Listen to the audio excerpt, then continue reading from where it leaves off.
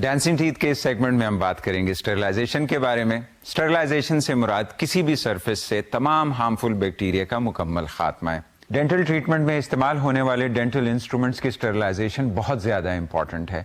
اگر کوئی patient treatment کے لیے آتا ہے اور خدا نخواستہ اس کو کوئی پرابلم، کوئی ڈیزیز ہے، اس کے استعمال ہونے والے انسٹرومنٹس پراپر اسٹرلائزیشن نہ ہو اور دوسرے پیشنٹ میں استعمال ہوں تو اس پیشنٹ کی ڈیزیز دوسرے پیشنٹ میں ٹرانسفر ہو جاتی ہے. اس کے لیے بہت ضروری ہے کہ پیشنٹ خود بھی جج کر سکیں کہ ان کے لیے استعمال ہونے والے انسٹرومنٹس اسٹرلائزڈ ہیں یا نہیں ہیں. ڈینٹل ٹولز کو اسٹرلائزیشن سے پہلے ایک پراپر پاؤچ میں سیل کیا جاتا ہے. اس پاؤچ کے اوپر انڈیکیٹر لگا ہوا ہوتا ہے جس کا کلر ڈارک براؤن میں چینج ہو جاتا ہے.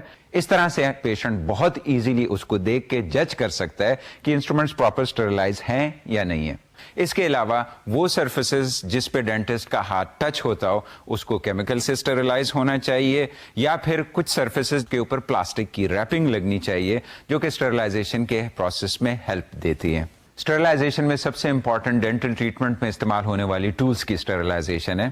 ڈینٹل ٹولز کو اسٹرلائز کرنے کے لیے آٹوکلیو کا استعمال ہوتا ہے.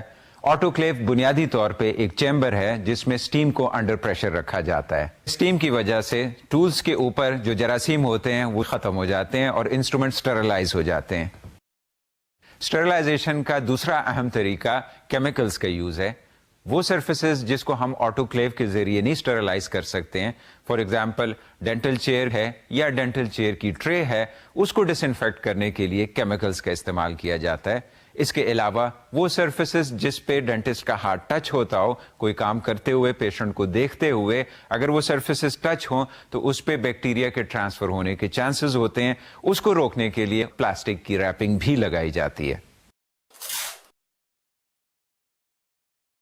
ڈانسنگ ٹیتھ کے اس سیگمنٹ کے بعد میں امید کرتا ہوں کہ آپ جب بھی ڈینٹل ٹریٹمنٹ کے لیے جائیں گے آپ اس بات کی اچھی طرح سے تسلی کر سکیں گے کہ انسٹرومنٹس جو آپ کے ٹریٹمنٹ کے لیے یوز ہو رہے ہیں وہ پراپرلی اسٹرلائزڈ ہیں. So keep smiling and keep watching view television network.